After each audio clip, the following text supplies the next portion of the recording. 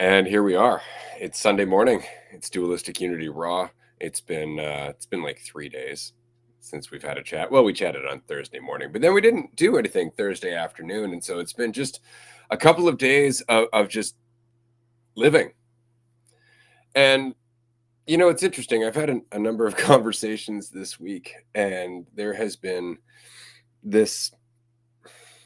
Let's just say there's been this theme of an underlying issue in my relationship with a number of people that are in the quote unquote community. My relationship with a number of people, let's just say that.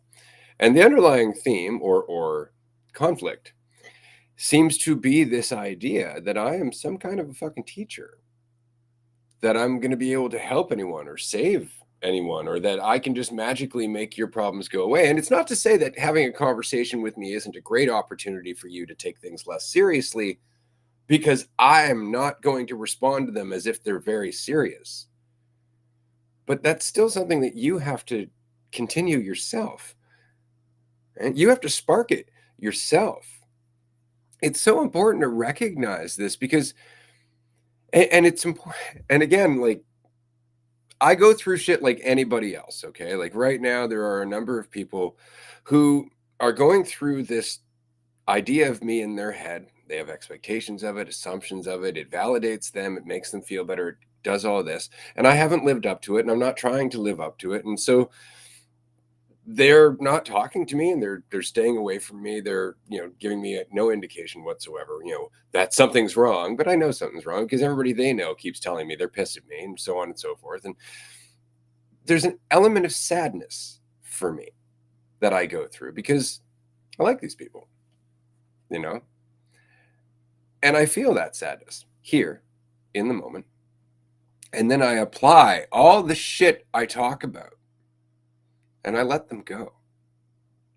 I allow myself to feel that sadness. Yeah, we couldn't keep walking together. The only reason I'm really sad about that is because I liked you and there's some attachment there, like that's fine, but recognizing that, I can come to terms with that. And I can recognize that it's happened a great many times. There's been a lot of people who've come in and out of my life, right? And I've suffered more for trying to keep them or chasing them or beating myself up for them going than through actually the relationship ending. Because I gained from the relationship. And I guess that's my point here, is that we talk about stuff and sometimes it can get kind of cerebral and heady, and sometimes it can get, in the realm of like the paradoxical and the subjective and all that. And that's great. We can talk about God and reality and your relationship to the whole, like, and that's all great as well. But all of this really should be informing your experience here and now. It's not about just thinking about it. It's not about just mulling it over in your head. It's about how much attention are you actually spending on your life or paying to your life. It really is that, because that's where I am. That's all I'm ever trying to communicate. Like, I don't have all the answers. I'm really just starting to notice how much I'm not paying attention or how much I haven't been paying attention. And as a result of me noticing that, I'm paying more attention. But it can become so tempting to start thinking that the conversation about not paying attention is what you should be paying attention to. And it's not about the conversation. Because as long as you think it is, you're going to think I have something to teach you. And all I'm trying to tell you is pay attention. Pay attention to here, to now, to where you are, and how much of what issues you have in your head are just in your head. That's the application part of this. And it's, again, like, I understand this is going to happen. I've been having this conversation a long time. I've lost a lot of people along the way because they refuse to let go of this idea of themselves and me. And that's okay. But if you really do want to relate to me, like if you really want to understand me, if you really want to be my friend, if you really want to actually like have a relationship with the reality of me versus the idea of me, then start paying attention to where you are, because that's what I'm going through. That's what I'm experiencing. This moment. This moment. This is it. It's not about the conversation. All the conversation does is remind you that you're getting caught up in the fucking conversation. That's what this conversation is. It's a distilling process. We're going through all of our complicated shit, breaking it down to something simple and going, oh, fuck, right, I can let that go. But then let it go. It's not about going and looking for the next thing to fucking solve, right? It's eventually just being where you are. Be where you are. And if you are where you are, nobody can teach you that. And suddenly all the expectation you have of me is gone.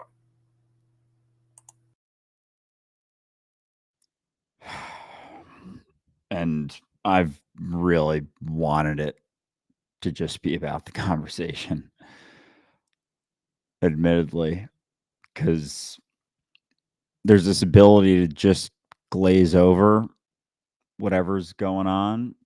If it's just about talking, it's finding the right words, and then there's pressure to do that. And I think I'm at a point now where I've tried all the ways to hold on, and the lack of attention goes both ways. It's, quote unquote external, quote unquote internal. And as much as I've wanted there to be something to do it for me, it's like that does nothing. It does nothing for me, for the reality of me. Cause like all of the things that I've tried to hold on to, like right now, they're not here. I'm here right here, from any sort of previous life. And at what cost? Like the cost of it is a feeling of freedom, like a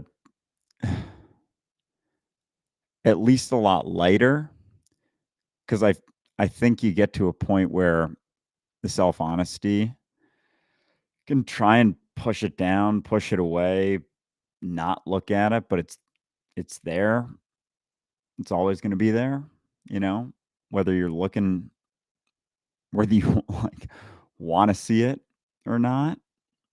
It's like it becomes less and less avoidable, and you start seeing things a lot more clearly. Like you're in situations that previously you may have used for, a sense of feeling better, but you're seeing it a little more for what it is, seeing more of it for where it comes from.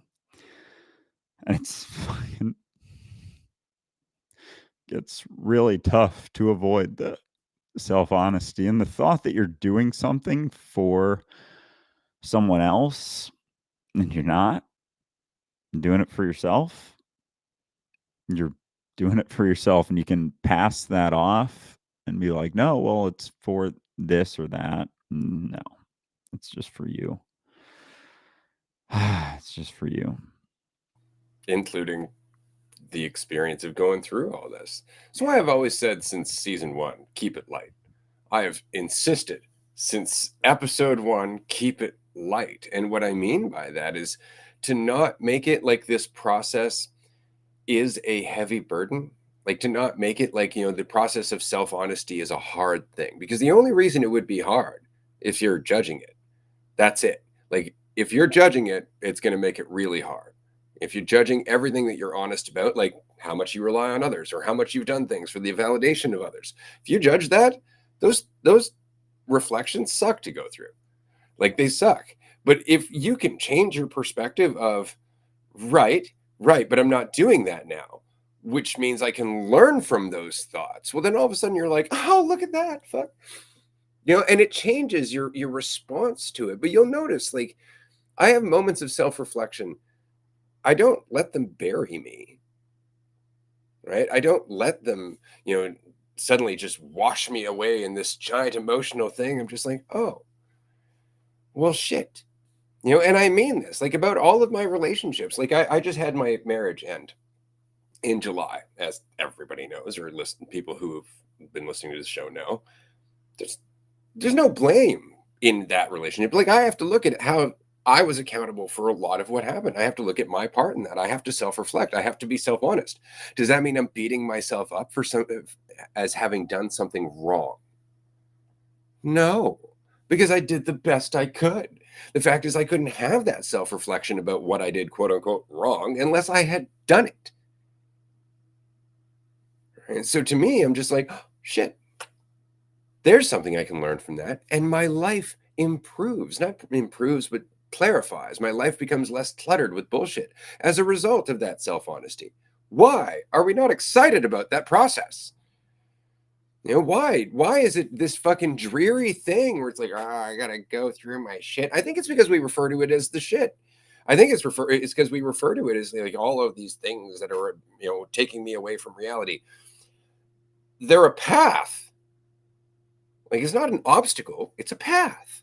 It's a path of experiences of yourself that give you opportunities to learn more about yourself. But you can't shortcut your way from one part of the path to the end of the path. That's not how self knowledge works. That's not how self awareness works. That's not how learning works. We have to go through each and every step. Why judge ourselves for that? Like, it's not like it was up to us. We didn't know any better. Like, and that's the point. You don't know any better about anything. Like, you could say, well, I didn't know any better about identifying. You didn't know better about not running so fast that you fall and scraped your knee. That was a new lesson for you at one time. Like, oh fuck, I can't do that. I got to stop being so goddamn reckless. Right? That was a new lesson, and we take that for granted. Right? We didn't know that. Why didn't we know that? Well, the body's kind of a new experience. Well, the same is true for our mind, for our awareness, except just like our body is a continuously changing experience, something we also forget, right? Our mind is a continuously changing experience. All right. And so, how can we ever go, my mind should be perfect? Your mind is a changing experience, and that's the point. That's the point, is to be in it, to be in the change, and rather than slowing down the change, analyzing the change, judging the change, trying to identify where you are in that change, like all that shit. It's just pressure, it's just weight, it's just trying to get some sense of control over change. That's all it is. And so I'm telling you now, celebrate change, because the majority of the suffering in your life has been down to stagnation. If you can just celebrate those moments of self reflection, celebrate that discomfort, celebrate those moments where you're like, fuck, I didn't want to face that at all. But now that I have, I wonder what my life's going to fucking do. Because that's the point, right? It's not a downer.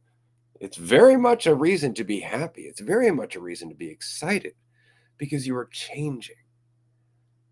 And if that's what you want, if you're looking for the unknown, then why aren't you fucking partying? Yeah, because each step or thing you go through is informative, very much so along the way. And so, like, as you go through those things, like all the stuff, like going through stuff or feeling like you haven't been through that much in your life, it's like there are things that you have the opportunity to go through, and that opens up doors to other things. And like those things you go through, like you change, like your ability to do certain things and face certain things, like it continues to shift and change unless you know you see it and you don't keep going. You try, and it's not even like, because it's not even like a choice so much. It's just like hitting, like tapping on the brakes, kind of knowing you're doing it, like being aware that you're doing it despite just the experience of going through it shifts you and changes you. And it's like that's where it comes from. Like the quote unquote shit is how you change, like looking at those things. And then there's other things that'll continue to shift and change. And if you don't want, like, if you want to assume that change doesn't have to happen. It's like you're the one who's going to feel it, and you're going to leave a hell of a fucking mark on things as you do, just trying to trying to hold on to some sense of like of just knowing what's going to be next, like knowing, being aware of what's to come to some degree, and keeping those things in mind that you have, and not even realizing that like all the things you keep in mind, like they're, they're like layers of blockages, because like they're not here. They're not here. All those things, ideas, people, situations that you keep in mind, like all the previous things that you've ever done and gone through, like they're not here right now. This is your experience. And so there's an additional weight for sure to keeping things and things in mind. You know, like, oh, I'll keep you in mind. Yeah, I'll think about you. It's like you're paying a homage to someone. Like, oh, I'll keep you in my thoughts and prayers. Like, I'll let you take up some space in my mind. Like, trade some, and you don't even realize like you're trading like your ability to just do stuff, just like fully experience like being a person and a human, like this experience, and being like not feeling, because like the weight gets expressed, you know, you're like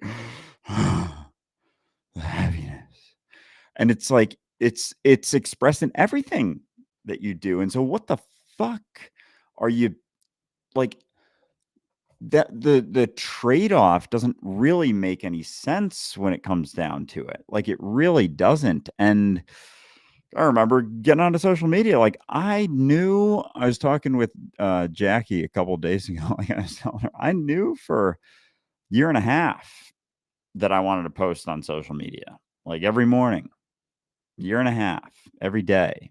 And then finally I was like, all right, if like, you know, get to the end of my life and I don't do this, I'm gonna wish I had. And it's like, how long are you gonna go? How long are you gonna push that? Because like the things you know you gotta do or should be doing, like you know what they are. You're well aware of what they are. Like yeah, but maybe no, you know. And like that's where the shifts and changes come from. And it's like that like what could be of higher priority than your experience right now, and like your ability to fully experience it. And that's it. It's not even like a guarantee one side or the other, but like if there's less things you're trying to hold on to, like there's a lot more space there to just act without thinking so much, because thinking almost becomes like a visceral experience when you're aware that you're doing it and going back and forth trying to figure out how to handle things, like how to best do it based on based on like if you're trying to think about it, you're keeping all these factors in mind that are oftentimes contradictory, and they put you in a fucking knotted pretzel. And then it's like you're the one suffering from it. Like who are you living for? Like you really living for all of this experience out here that you're looking at, or you? And that's the best reason to celebrate, is that moment right there. See that moment right there where you're like, what am I going to do? Am I going to make it about this shit in my head? Or am I going to live? Stop thinking. Right fucking there. Just stop and actually live your life. Like, actually just pay attention to where the fuck you are. Because otherwise, you're just masturbating. Like, you're just fucking making yourself feel better. I'm on a path. I'm on a path out of my thoughts. And it's like, no, like, that's the whole point, is to have that moment of recognition and then celebrate that you did. Because if you look at your thoughts as weight, if you look at all of this narrative as weight, it's very much like you're in reality. And then all of a sudden there's like an avalanche and it blocks the cave door.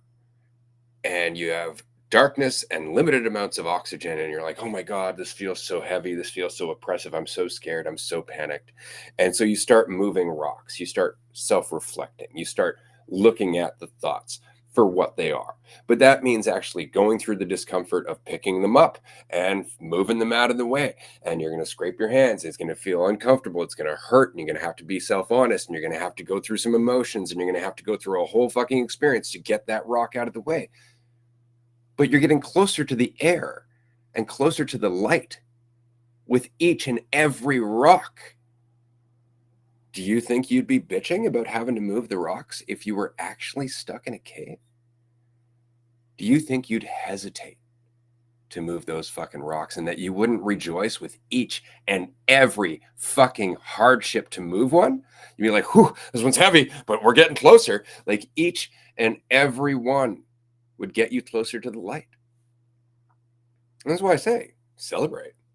Like you can panic, or you can roll up your sleeves and celebrate at the work you're getting done.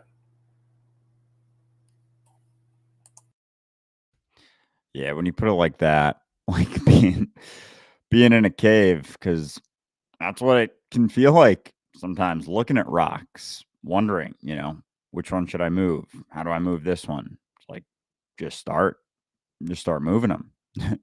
Because you at least see a couple right there. You at least see a few right there. And then that'll inform, the next batch, and it gets a little lighter and, a little closer to being able to breathe and feel like you're actually involved in what's going on, like here, right here. Because it's the like it's not to say that being here isn't always in potential, like, because you are, but how involved in what you're doing definitely comes down to how many of those rocks you're looking at and not seeing, or you're looking at and not moving. Like that impacts your experience right here. Like right here. Like it does. Because I've really wanted it to just be, no, I can just pay attention to here. And it's like, yeah, you can, but there's like nothing there to grab from sometimes, it feels like, despite feeling like that, and then sharing and expressing, because it's like the reasons that you hesitate, the reasons that you're like, well, I don't know about this or that, or this way of expressing or sharing or talking or being, because of all those rocks. You're looking at them like, well, what about that rock? What's that rock gonna think? Like, you see them, but yeah, it's not just a conversation. And be careful, because it's easy to make the mistake that you're in the cave and it's already collapsed. Like sometimes it's interesting because we're like, oh yeah, I got a lot of rocks to move. It's like, turn around, the cave's open. Beware the story. The avalanche happens as we want it to, right? Like that's very much the case. Like we're still committed to it. That's why it happens. That's all. Now, eventually, you can just look and there will be no rocks in the way because you don't need there to be. You're not committed to those rocks and their solidity and how important they are, right? And that's really it. Because you got to remember, like we're saying, it's blocking you from the light, but at one point that was a wall you willingly built to protect yourself. Isn't that funny? Now it's all of a sudden like, oh God, it's keeping me in. Like you put it there, right? And what's worse is you put it there every time you go looking for it for comfort. That's why I say the best thing you can do is laugh. Laugh at the absurdity of all of this. Just find it fucking hilarious if you can. And if you can't, find it funny that you can't find it funny. Because it's your shit. If you can't find it funny, no one can. You know what I'm saying? It's just about sitting back from it a little bit, taking yourself as the character, the participant, a little less seriously, looking at the bigger picture. It's like Charlie Chaplin was saying, like zoom out for comedy, zoom in for drama. How much are you zoomed in? on your little narrative, instead of looking at the whole story, instead of looking at the bigger picture and how absurd it is that you are taking yourself so seriously, and in doing so, making it such a serious endeavor to be you.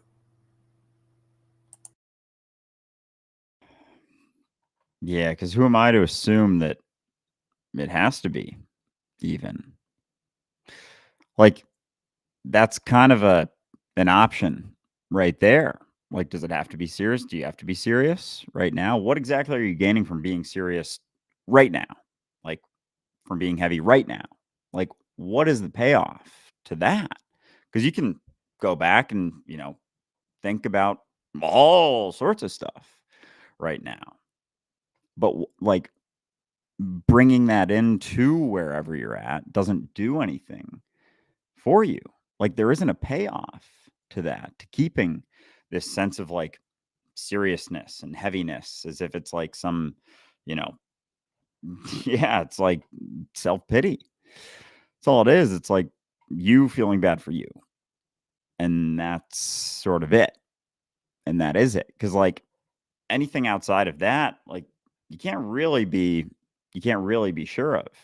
You can see things, you can look at things and you know, you get a clearer picture of what's going on and then you do different things, but what's the payoff to making it serious in this spot that you're in? Like this sort of sense that it's like when I would get angry about stuff when I was younger and like, and still, but to like stay like I would stay really angry for a long time and kind of like get a rage going and I'd have to keep thinking about something to maintain it. Same thing for sadness, same thing for all of these things. There's a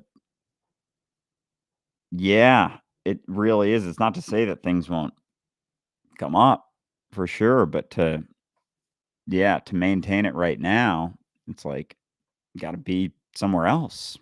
Got to be somewhere besides right here talking and chatting right now because this is what we're doing. Yeah. And that's about as serious as it has to be. Like I said, I enjoy the conversation. That's why I have it. Like we do this, almost every day now. I've been doing this for over half my life. I love this conversation, but you need to understand, like, I'm not having the conversation because it's getting me somewhere. I'm having the conversation because I like to talk. Frankly, I enjoy the process of having a discussion. I enjoy the dance. I enjoy all of the little fucking things that you find along the journey of that conversation. It's an enjoyable thing to me. I talk for the same reason that I dance, or sing or anything, because it's fun. Because it's fun. See what I'm saying? Like, it's fun. It's fun to do this stuff in the same way it's fun to play a fucking board game. But people actually do the conversation like this is a serious endeavor. This is fucking, sacred, spiritual. It's very high-minded, very conscious, very, high vibration, all that shit. And you're like, Jesus Christ, just roll the dice. Like, and that's what it feels like. It's like you're just playing a game. Would you chill out? Those aren't actually hotels you own. Like just stuff like that. Like it's just, but that's it, is that we forget this doesn't have to be serious. But that means it doesn't mean anything about how seriously you're taking it. See? Doesn't mean anything about you. And we really like that. We come out of a problem-solving culture. We grow up in a problem-solving fucking institution. And so all of a sudden we can't help but want to solve every fucking problem. Except life's not a problem. See? See where we get all fucked up? Life isn't actually a problem to be solved. So we make them. Because then it means something about how smart we are that we're fucking solving them. Those problems that we're making. Sounds fucking smart, doesn't it? Right? But that's it. Life is not a problem. Life is an experience that you can have, or you can think about it and then experience that.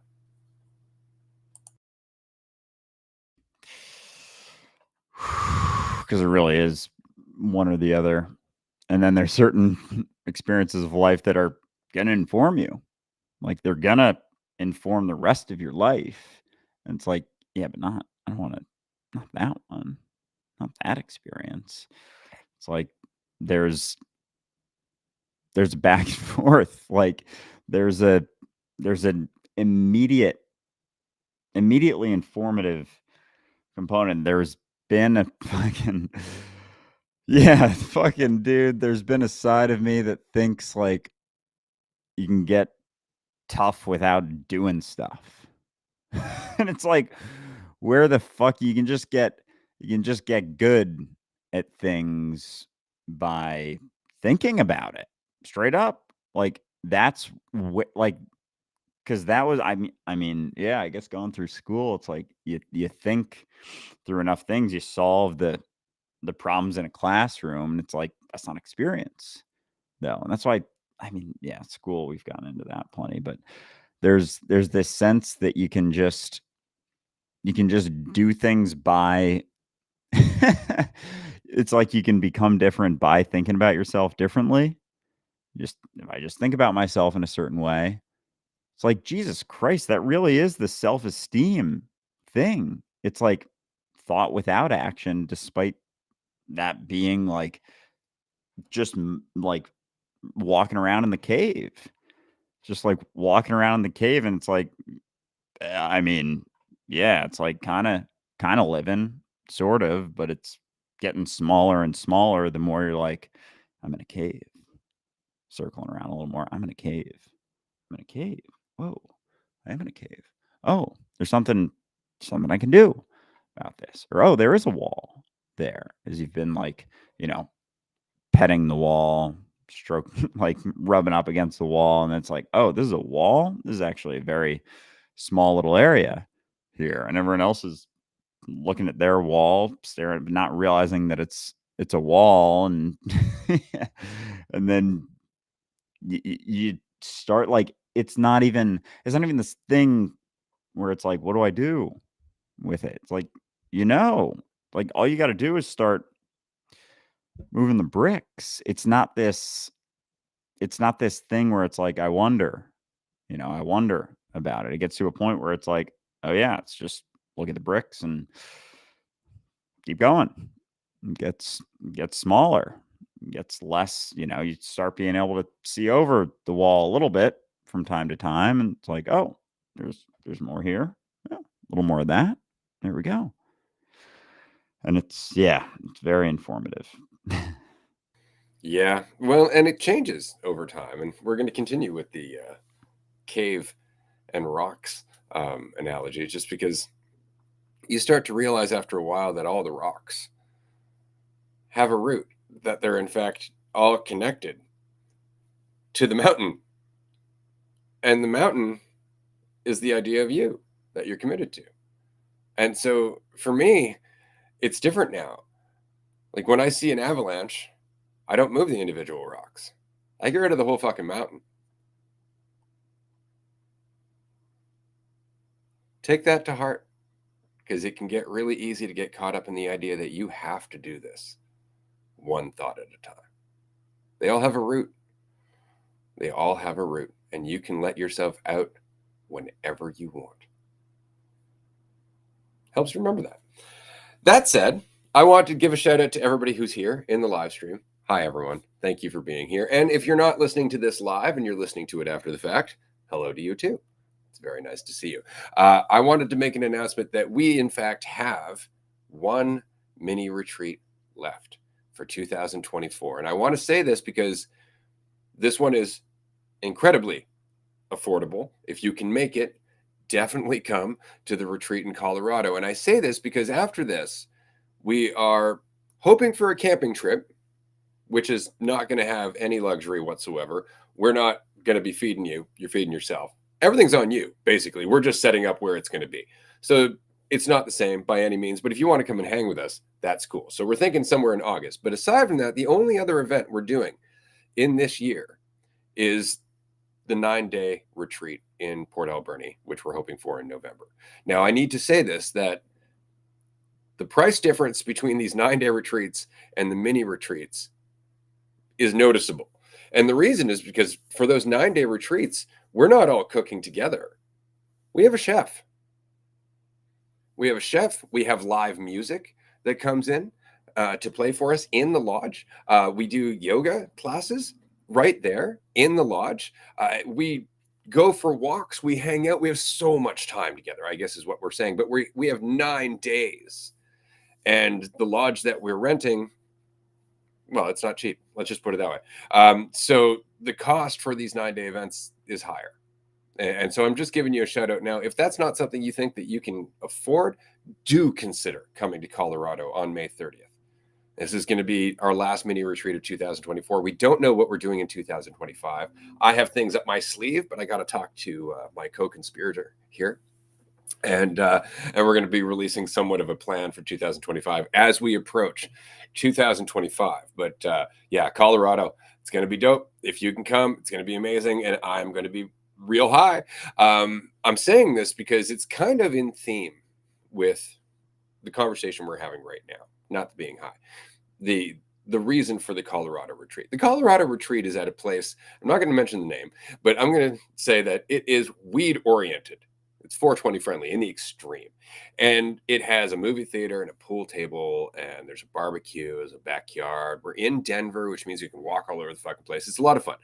Point is, it's a lot of fun. We're going to play a lot of games. We're going to laugh. We're going to chill. We're going to have a good time.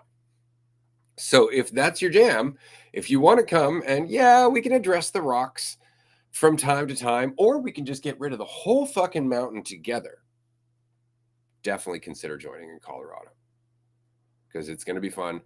I'm not bringing any weight. Any weight that is in Colorado is weight that we are bringing ourselves. And if you must, you must. There's no judgment here, right? But understand that we will quickly see that that weight doesn't really exist. So we can move on with the rest of our retreat. So I look forward to seeing you there. If you can make it, do consider it. I would love to hang out with you.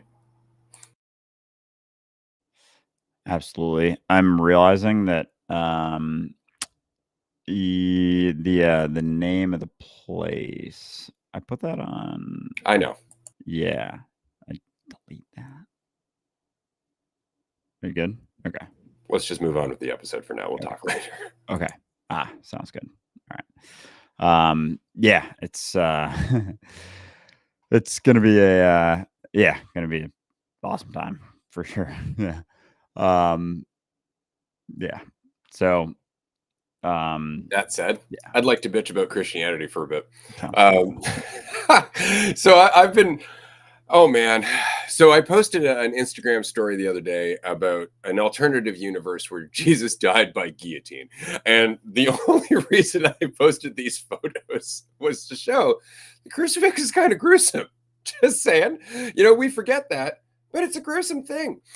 And I had so many responses to that video, most of which calling me the devil and Satan and so on and so forth, that I went, all right, well, let's see what it just a photo of a verse from the New International Version of the New Testament, where it does not show that Jesus is speaking at John 3:16. It absolutely shows that he's not. And that's all I did was I just posted a photo of that page. And ever since, people have just been losing their minds. But I've had so many very interesting conversations. And in some of those conversations, I had to go back and look up some of these verses. I'm like, oh, that's pretty good. And it is like a lot of these things that they point out, don't back them up. It's really funny. And so I've been going through these verses and kind of refreshing a little bit of my New Testament. I want to say knowledge, but it's more like trivia. I don't know. Anyway, and in that, I've been listening to a couple other biblical scholars online and just kind of, again, refreshing some of this conversation because it's fascinating to me. It really is. Specifically because, so we've talked about this before, that there were really 2 interpretations of what was happening with Jesus. There was the Gnostic side, and then on the other side, there was like the people who wanted to believe in Jesus, as opposed to Jesus talking about self-awareness. And so the church went with that side and eliminated all the Gnostics. The Gnostics themselves kind of got lost in their own shit too. Long story. If you ever want to get into it, go and read the the Gnostic Gospels, where they talk about the demiurge and Sophia. It gets fucked up, is what I'm saying. But the point is that originally there was a disagreement about what Jesus was saying.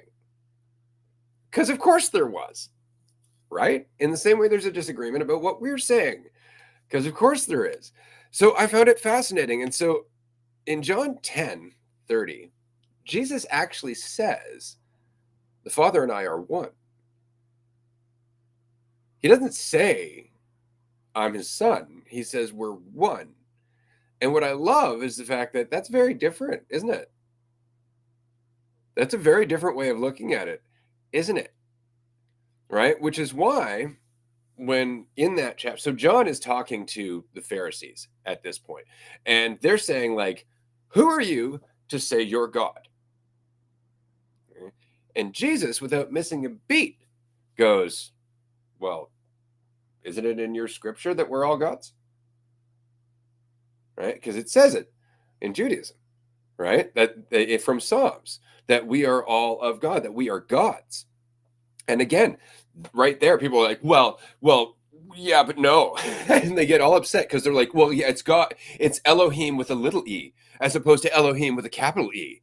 And it's like, okay, so what you're saying is that, there's a big God and the little God, right? And that's because they don't see the paradox. Isn't that funny?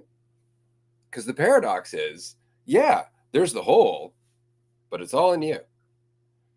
So as much as there's God, you as well. And so that is what they're saying. You are gods. Not individual gods, but you are God in the individual form. All of you are. All of us are.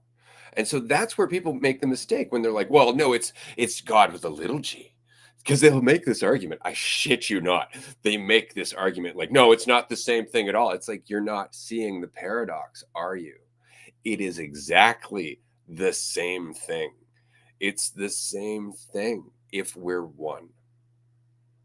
If we're one, not connected, but one in each and every individual, the whole. And that makes sense. And so I thought it was fascinating because a lot of Christians are very upset by how I interpret what Jesus was saying. I'm not kidding. Like, it is crazy. They're just like, no, you're discounting the rest of the Bible. I'm like, you mean everybody else's interpretation? And that's exactly what they mean. They mean everybody else's interpretation of the less than 2,000 words that Jesus says in the New Testament. And that's what they're saying is you can't quote Jesus unless you take all these other fuckers with him. That's the Christian argument. You can't use the Bible unless you believe the apostles. And it's like, hold up. The apostles didn't write these gospels, right? Like, for the most part, they're collected scraps, except for Mark, which may have been written by Mark, but we don't actually know. And John just says it was written by one of Jesus's beloved apostles. That's all it says.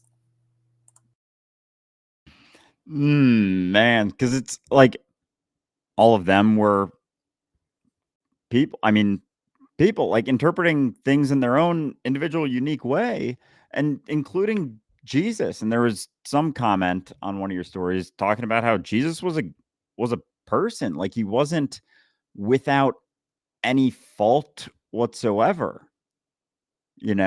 Like I mean, obviously in Christianity, there's this perspective that like he was like perfect all the time, like golden person, golden God, whatever. And it's like, no, of course there were Without like, sin. yeah, like of course there were. Yeah, of course he shared things that like maybe he wasn't quite sure. My favorite Yeah. rebuttal so far to the Jesus was without sin was that he told one of his friends to go steal a horse for him. Really? Yeah, I think it's in Mark. I think it might be in Mark or Matthew. I'm not sure. Somebody check it out. But Jesus basically says to his buddy, hey, go over there and you'll find a fucking horse tied up. No one's around. Take the horse. And if anybody asks, just say God needs it. I shit you not. Really? Oh, wow. So he kind of like fucked around a For little bit. sure. Like, I feel like riding a horse today. Go get go get one of those. We've been walking 'Cause an awful long time. God wants a horse. Oh my gosh. That's unreal. Because yeah, like, you don't even hear any of that stuff. Because even, like, growing up, it's like you see all the stories of Jesus. It's not even like doesn't even have to do with most of the biblical stuff, like most of the biblical perspectives in Matthew. All right. Oh gosh. Because like there's definitely a side of me that wants to read the Bible and like and I know you're always like, no, don't do that. Read the Definitely Lord don't of do the that. Rings. Yeah, all right, fair. I guess when there is, only so that's true, because when it comes down to, like, well, there's only so many things you can experience, go through. It's like, is it worth taking the time to read that? Because it is, like, it's just a bunch of people's translations and, like, very much patched together information. I don't even know how much fluidity there's gonna be in there. I mean, probably not. It probably jumps around quite a bit through chapters, and yeah, I mean, I've read, I think, like, verses here and there that, in Catholic school had to go through, but yeah, it's, it's probably not worth the time to dig No, through that. no, it's really not. Like I said, it's one of those things where like, oh man, if you want to read it, read one of the newer versions. Like that's the thing. Like the King James version is probably one of the worst translations ever. And it just became super popular in like the 1800s when there was this resurgence in kind of Christian interest and so all of a sudden it was just fucking everywhere and you found it in hotels and everywhere. But it's by no means the best version out there. There's a lot of other versions that have been not just modernized but also like retranslated according to what they now know, the documents that they do have, like being able to actually compare certain manuscripts to other manuscripts. Like this is all stuff like the interpretation of the Bible has actually improved on the scholarly level, and that's where a lot of the problem is that most people who believe in the Bible don't actually read the Bible. They cherry pick the Bible. They look for certain things that back them up and they ignore other things. It's kind of like that person the other day who's like, take any part of the Bible and apply it to your life, and you will inevitably see an improvement. And so I quoted back Peter saying, you should be a willing and enthusiastic slave, even if your master is perverse. All of a sudden, somebody's like, oh, cherry picking. If you read the whole thing, it's way worse. Right. And so it's just that, like, that's not something that that person's ever read. They've never actually looked at it. You see what I'm saying? And I know most Christians have no idea what's in the Bible. They have no idea where it came from. They have no idea where the books were written, why they were written, what influence they had over the church. There's a whole history behind that book. And because it's not one book, you got to remember, like, it's a book that has been added to over time, right? It has been added to and taken away. Like the book of Revelation was not in the New Testament until 400 years after Jesus, right? It was added, which was politics, right? Most Christians before then didn't think it had any place in the Bible. Isn't that funny? Right? A lot of the original manuscripts did not talk about Jesus being the only Son of God.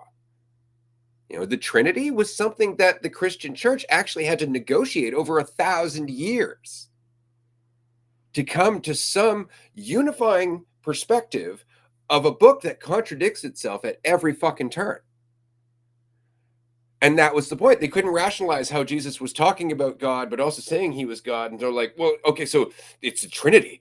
Jesus is God and God is Jesus. And there's this thing he keeps calling the Holy Spirit. So he's the three of them. And that was it. That's what most of the fucking, Trinitarian perspective of the Bible was an agreement because there was so much cognitive dissonance. They could not understand the paradox of it. And so they had to create the Holy Trinity because that's the only way it could make sense in the Bible, in the New Testament. Otherwise, it contradicts itself over and over and over again. Why does Jesus refuse to say he's the Son of God when Pilate is asking him? right? They couldn't fucking work that out. Oh, he's the son of man. He's the son of man. Right. Because the son of man is God, and that was the whole thing. Like, it's all horseshit. It's all just misinterpretation for political gain. In a lot of ways, it's kind of like our perspective of ourselves, too. Looking back, reading the Bible, thinking about yourself, going through that stuff, thinking that there's something there that's gonna get you somewhere, something there that you're gonna learn instead of just putting the book down, living, being here, seeing what's there, stepping into uncertainty. It's like, let me just read a bit more. Let me just hold on, hearing this. Let me translate this through some perspective, and then like, because they don't want to look at the Bible. It's there, and it's like they're pointing to it and looking at it and staring at it, and they don't want to read it. They don't want to see where Because some it's of it enough comes that from. they listen to it. It's enough that they believe in it. That's enough for them. It's like story of us, story of me. It's like all those rocks, the cave. It's like you start reading the Bible and you're like, oh, wait a second. Hold on. I don't know about that. I don't know about that one. And it's like, it's informative in the sense that you see what's actually in it. You see what's there. It's like, oh, I don't have to read it so much anymore. Like, I can actually, experience, live. Like, where are we going? I'm not going anywhere. I'm not becoming anything. And you can say stuff all you want and talk all you want, but it's just if you're looking at the Bible, pointing to the Bible, assuming that that's the case, then it's like at some point you got to put it down. At some point, you got to see what's outside that Bible, or start writing your own book, because that's all from people, from others telling you how to be or how to live. It's like you barely even wrote any of the words in there, in that story. It's like it was given to you or pushed on you or whatever you want to say, but it's not your writing. Like, so you can start writing your own book, but you can't keep reading that book to start writing your own. Can't be reading and writing at the same time. At some point, you just got to start writing with whatever information you got. Yeah, because you're never really reading what's being said. Like, it really helps to remember that. And most religious people don't want to think about that. Like, they think like, no, here's the words. The words speak for themselves. It's like, you understand the words are really limited according to how much you've lived your life, right? Like, how much you actually know about yourself. Like, you will understand empathy, compassion, and kindness, all of that shit in a totally different way based on how much shit you've went through in your life. Right? Like, we forget that. And a lot of people, especially in the Christian crowd, and this is the argument I've been getting, it's like, well, I believe in Jesus. Like, no, you believe in an idea of Jesus. Like, you don't actually believe in Jesus because you don't know Jesus. In the same way that you don't actually know anyone. Oh, that's uncomfortable, isn't it? And that's the point, is that we want to be like, no, the idea of the person is the person, which is why it's so easy for Christians to judge people as good or evil. Right? The idea of the person is the person. And that's because they think the idea of themselves is who they are. And that's what limits their ability to see anything in the Bible that makes any sense whatsoever, except something that's a self-soothing fairy tale. Right? Because if they could let the idea of themselves go, love your neighbor as yourself, would start to make a lot more sense. They don't see that. They're like, oh, I would treat people the way I want to be treated. That's not what that means. No, because then it's something to follow. Like, treating people how you want to be treated is just following something like a preference. It's still maintaining all your own wants and preferences, and then just acting from there instead of just being informed by what's actually going on. and paying attention to it without wants and preferences. Like, I mean, it's informative in some way, but yeah, it's like just taking a good look at what's actually going on and acting accordingly instead of trying to mm, trying to do put everything in its spot. It's like you can't put everything in a spot at once. Can't put anything in a spot at once. It's like you're where you are. It's like this, it's like one thing at a time, but you start looking at all these a bunch of things at once. It's like you won't even do one thing.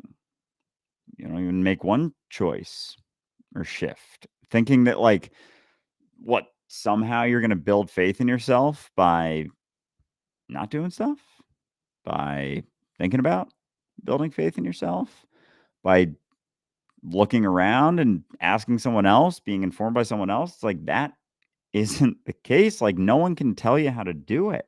Like no one can tell you how to build faith in yourself or be yourself or relax, or let go. We can talk all we want, but until we start doing things, until we start making choices, until we start, picking up the rocks and moving them aside, it's like you can only talk so much before it's like, okay, that's that's run its course. Now let's start looking at the rocks and actually building an experience, actually start having experiences, like your own experiences for potentially what feels like the first time in your life. And that's it, just being in the experience. But that's the point, is to be in the experience, right? Like that's really the mastery of all of this. It's not, how much of my shit am I getting out of the way? Because that's really just you looking for more shit sometimes, right? It's how involved are you with the grass that you're cutting? The conversation that you're having, the dish that you're washing. How involved are you with the walk that you're on? This is the point, right? Because that's living. That's your life. That's what all of this comes down to, is being able to take the most mundane moment and have it be fucking magical. Not magical in the sense where you're like, oh, all the time, but magical in the sense where it's light. It's light and it doesn't require anything of you. It doesn't require you to judge yourself or hold yourself up to a standard or compare yourself or compete or measure your value or do any of that. It's just you being free to be yourself, regardless of what you're doing. That's it. That's what this is. And you don't have to think your way there. You can't, in fact, think your way there. All of your thinking is either going to perpetuate more thinking or it's going to have an insight that thinking isn't getting you anywhere. That's it. So just let it go, or rather embrace that thinking's not getting you anywhere. And you'll spend more time doing what you're doing. And then time will slow right the fuck down. And it's because you're actually paying attention to it. You're actually paying attention to change as it happens. You're, in fact, allowing yourself to embody change as it happens. And so the experience of that couldn't be more fulfilling. But if your attention's not on it, you can't be fulfilled by it. And that's the trick. It's just remember, the seriousness with which you tackle life is taking away from the fun that you could be enjoying your life with. It's taking away from the enthusiasm that you could be filled with otherwise. What are you trying to solve? Where are you going? Like, what is the problem exactly? Right? And that's it, is just, what are you trying to solve? Well, this and this and this. Aha. It's kind of like the other day I was having a conversation. I don't remember who it was with, but they were saying something like, I just can't figure out why I feel like this. That's why. That's the reason. Because you keep trying to, right? Instead of just feeling it, right? And so what you get caught in is your interpretation of it, your assumptions of it, your judgments of it. That sucks. We know what that feels like. It sucks. So if you're like, I don't know why I'm feeling like this, stop trying to figure it out. Just feel it. Feel it. Watch the thoughts go through as you feel it and stop trying to problem solve it, because maybe, just maybe, it's not a problem. Maybe it's the next part of the process. It's just the pendulum swinging. Maybe you're dealing with something, and maybe it has nothing to do with what you want to think you're dealing with. That's the danger, right? Is that we feel something shitty and we immediately reach for what we assume is the problem, not recognizing that often we're making that assumption to avoid the real problem. It's like, no, it's got to be this. It can't be that. It's like, are you sure? Well, that would be uncomfortable. I'd rather deal with this. And that's why it's so important to just let yourself feel. Let it go through. Just feel it.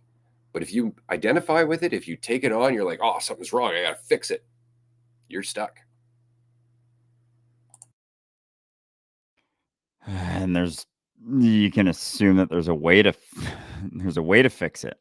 Like seeing it, and then it's like, oh, but this, and this, and this, and it's like, no, there's no solve. There's no solve. There's no solve to the things that you're seeing or going through, but it's like there's certainly consequences to looking at them, to staring at them, to assuming that they mean something about you, and not realizing that, like, everyone, like, anyone who goes and pushes an expectation of someone else, like, that's their stuff. Like, that's their thing to go through. So it's like you're not giving them the ability to go through a part of their own process. It's like you're inhibiting anyone else, inhibiting the rest of you. It's like your process isn't separate from my process than anyone else's process. It's like, Yeah. That's what I was saying at the beginning of the episode, right? Like, I can be sad that there are people who are going through their own process and that they're not going to be walking along the journey with me for a while, or that, I may never see them again. I can deal with that. Recognizing that it doesn't mean it's a bad thing, right? Just because I don't like it doesn't mean it's the option that shouldn't be happening. It doesn't mean that it's not in everyone's best interest. Right? It doesn't mean anything. It just means that it's not just about what I want, right? Or need, or fear, or desire. Like, it's not about that. It's about everyone living their journey. Why do I have so many expectations of everyone else? Because I don't want to deal with my own shit. Right? Why do I want to look up to others? Because I don't want to do it myself. Why do I want someone to follow? Because I don't have faith in myself. So I want to have faith in someone else. Right? And that's it. And it's like, that's not how this works. Having faith in yourself isn't always going to feel like, yeah, I can do this. That's the point. That's the point. yeah, because that's it's like the back and forth. Of course, there's going to be that sort of thought, like, I don't know about this until you do that. And then it's like, oh, I can. And that's how you find out. Like, yeah, if it was gung ho every time, it's like that wouldn't, it's like if it's informative, it's not going to be gung ho. Like, Most it, of the time. Not always. I mean, like I said, you can be gung ho about yeah. trudging through shit. You really can. But more often than not, you're going to trudge through a lot of shit before you realize that.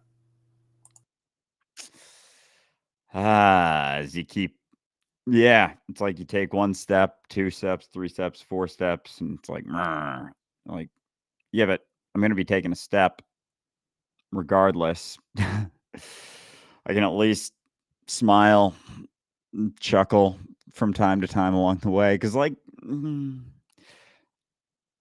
you're the only one making it heavy.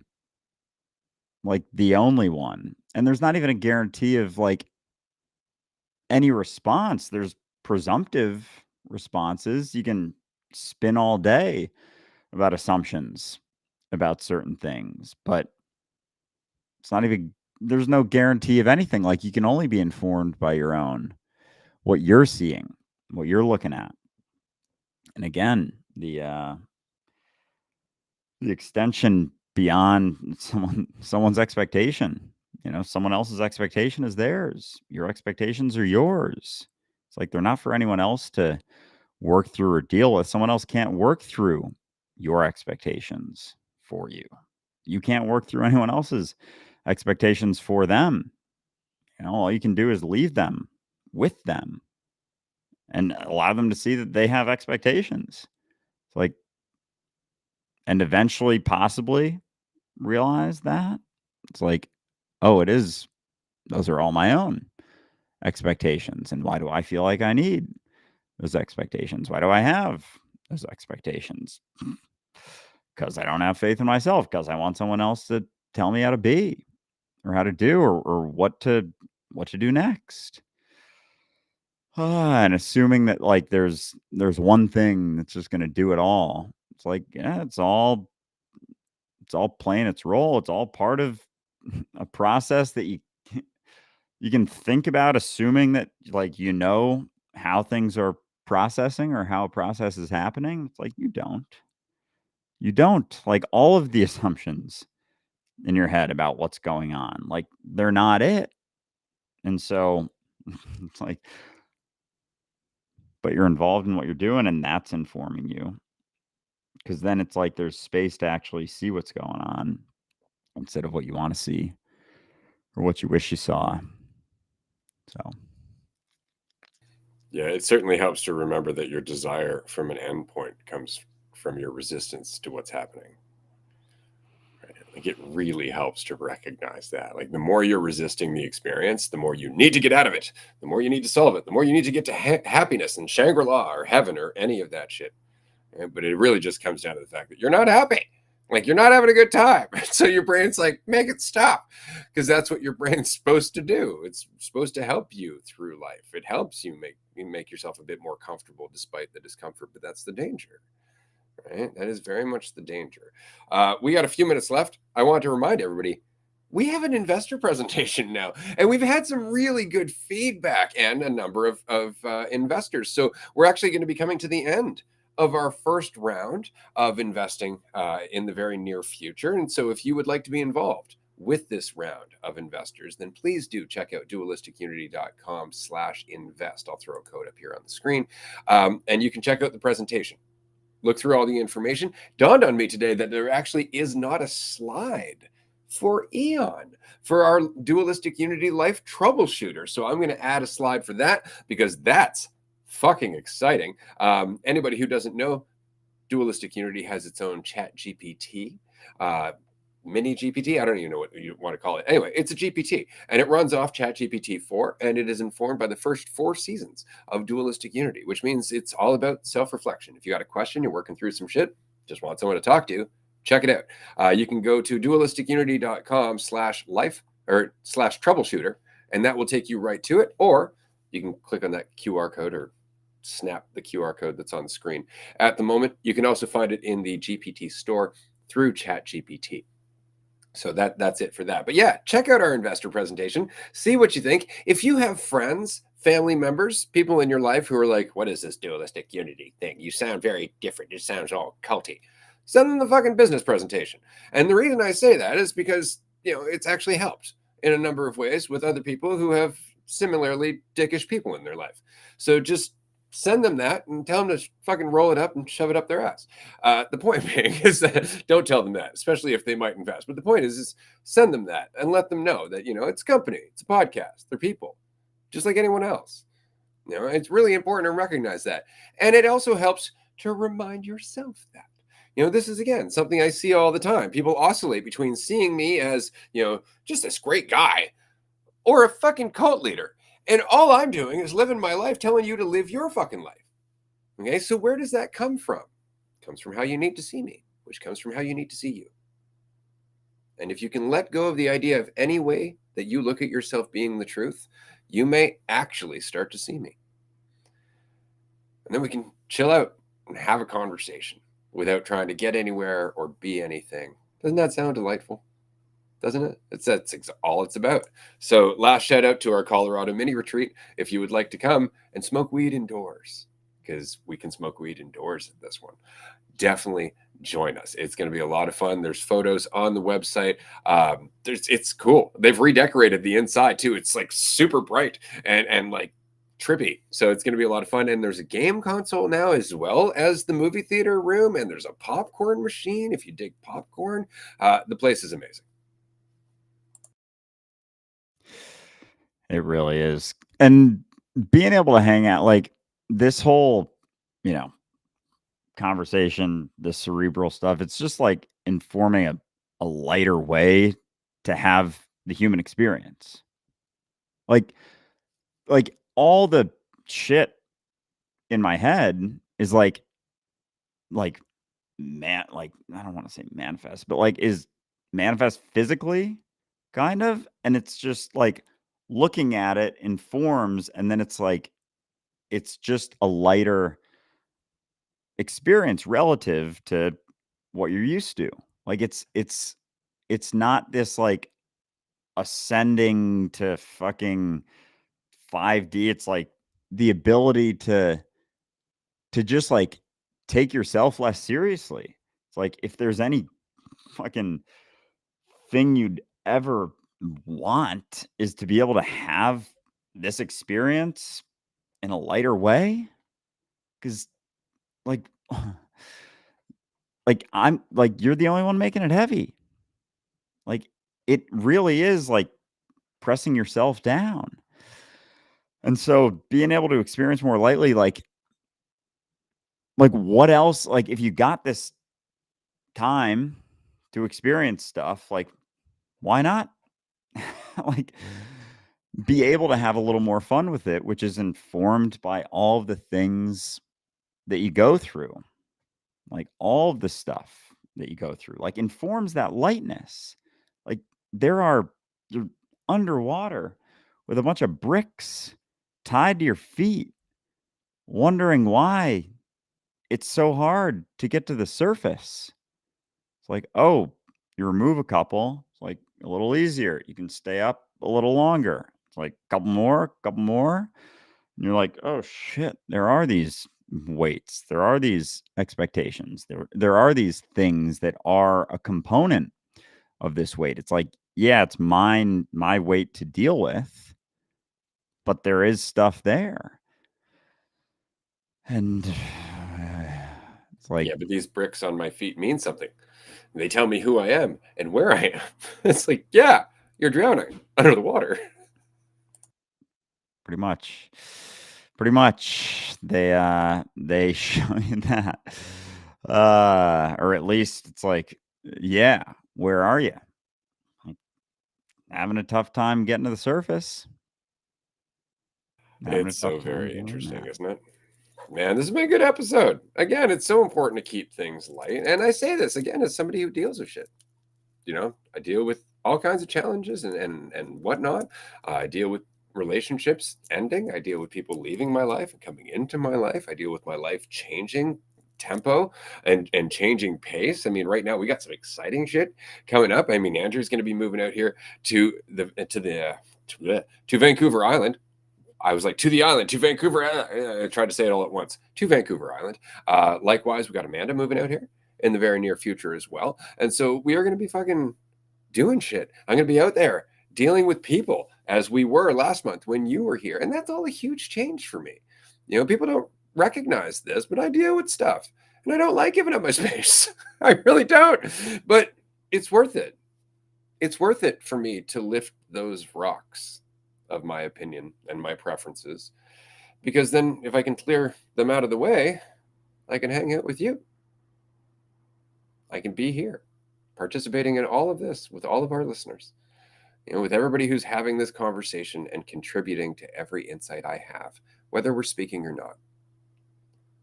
That's a good place to be.